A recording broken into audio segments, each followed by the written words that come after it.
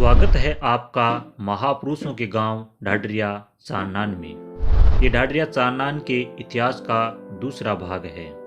पहले भाग में 1190 ईस्वी से 1761 ईस्वी तक बताया गया।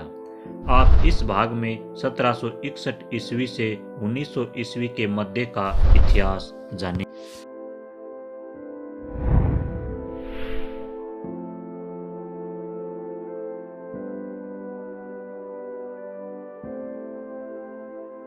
ये वो दौर था जब मकान भले ही कच्चे थे लेकिन लोग मन के सच्चे थे। चारण जागीरदारों द्वारा सन 1752 ईस्वी में ढाडरिया चारनान के जिस भूभाग पर गढ़ का निर्माण किया गया वो जगह वर्तमान में बने ठाकुर जी महाराज के मंदिर के उत्तर दिशा में तुलसीराम जी मोटसरा के घर की जगह थी। उस गढ़ में बना कुंड आज भी मौजूद है।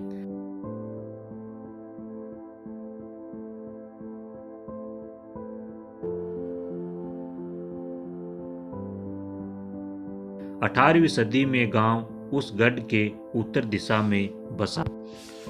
ये 18वीं 19वीं सदी का वो दौर था जब बड़ी तकनीकी नहीं थी।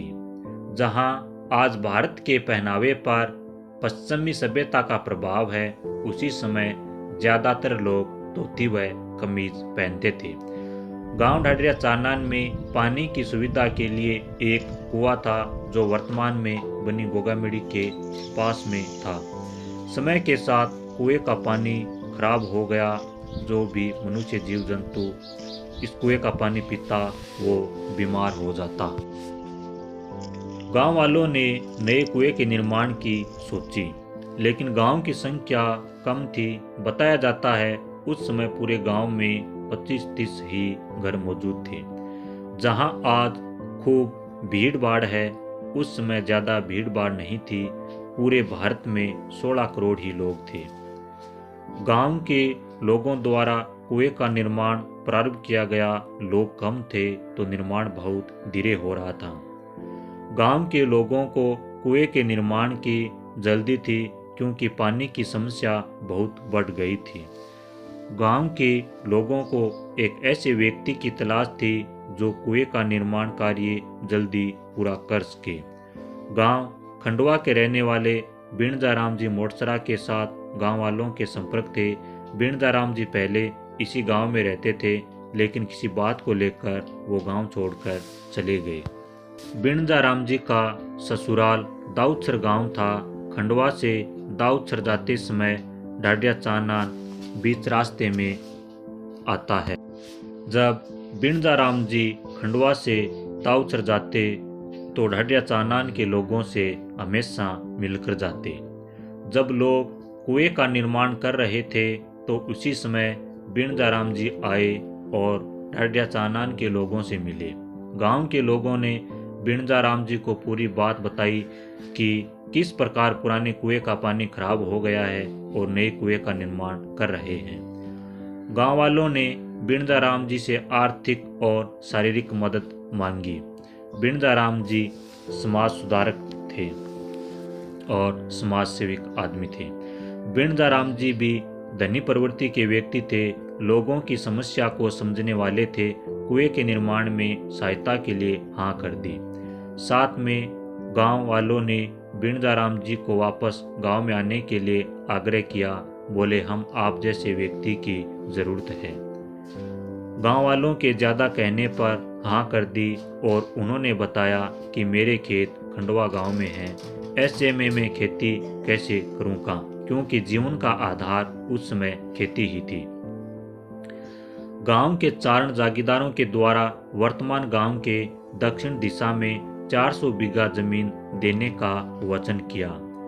उनके रहने के लिए एक घर का निर्माण किया गया जो वर्तमान में ठाकुर जी महाराज के सामने स्थित है। उनके रहने के लिए एक घर का निर्माण किया गया जो वर्तमान में ठाकुर जी महाराज के मंदिर के सामने स्थित है। बीणजाराम जी मोटसरा द्वारा जल्दी ही कुएं का निर्माण पूर्ण किया गया। ठाकुर जी महाराज के मंदिर का निर्माण विक्रम संवत 1941 ईस्वी में किया गया।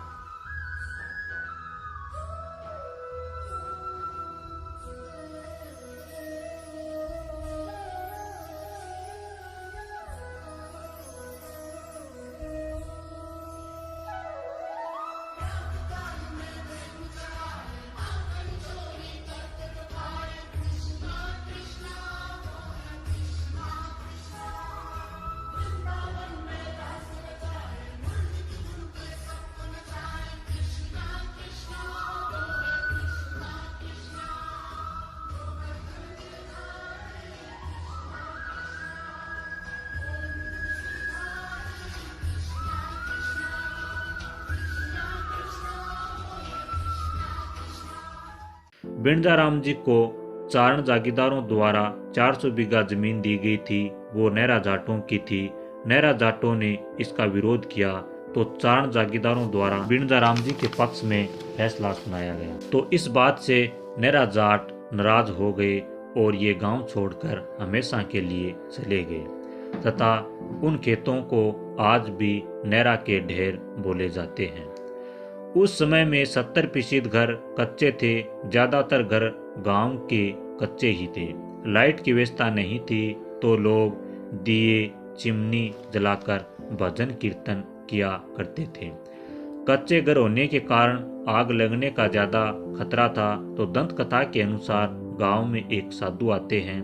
गांव वालों ने उस महात्मा को बताया कि महाराज, कच्चे घर होने के कारण हमारे यहाँ आग लगने का डर बना रहता है। हमारे यहाँ कच्चे घर होने के कारण आग ज्यादा बढ़ जाती है। तो उस बाबा ने बताया, जहाँ आपका कुआं है उस कुएं की लाव इतना क्षेत्र घेरती है, उतनी दूरी में कोई निवास नहीं करेगा तो आग एक घर से दूसरे घर तक नहीं जाएगी। कुछ लोगों का मानना है कि होली के दिन गांव के 2 पुरुष मौन व्रत धारण करके पूरे गांव से घी इकट्ठा करके तथा उस घी का हवन किया जाएगा। जब तक ये नियम रहेगा, गांव में आग एक घर से दूसरे घर तक नहीं फैलेगी। फिर होता है उस दैत्य का आगमन, जिसकी किसी ने कल्पना नहीं की। फिर समय धीरे धीरे आगे बढ़ा। सन 1899 का वो दौर जहाँ भयंकर अकाल पड़ा था, पूरे भारत में सबसे प्रमुख राजस्थान था। ये अकाल विक्रम संवत 1956 में होने के कारण इसे स्थानीय भाषा में छपनिया अकाल कहा जाता है। कई सालों तक वर्षा न होने के कारण खेती भी नहीं हो पाई। खेती पर निर्भर राजस्थान में वर्षा न होने के कारण किसान अपनी फसल भी नहीं बो पाए। बताया जाता है उस समय हालात इतने खराब हो गई थी, लोग अनाज के बदले बच्चे तक बेचने पर मजबूर हो गए थे। अकाल ने अपना तांडव दिखाने लगा। हर घर में भूखमरी फैलने लगी। पीने का पानी भी न मिलने के कारण लोग पानी के अभाव में मरने लगे। रेगिस्तान के 50 डिग्री से 52 डिग्री के तापमान में लोग पलायन करते और रास्ते में भूखे प्यासे होने के कारण उसकी मृत्यु हो जाती थी। भूख के कारण लोग पेड़ों की छाल खाने पर मजबूर हो गए थे। इस भूख से कुछ लोग नरभक्षी बन गए थे।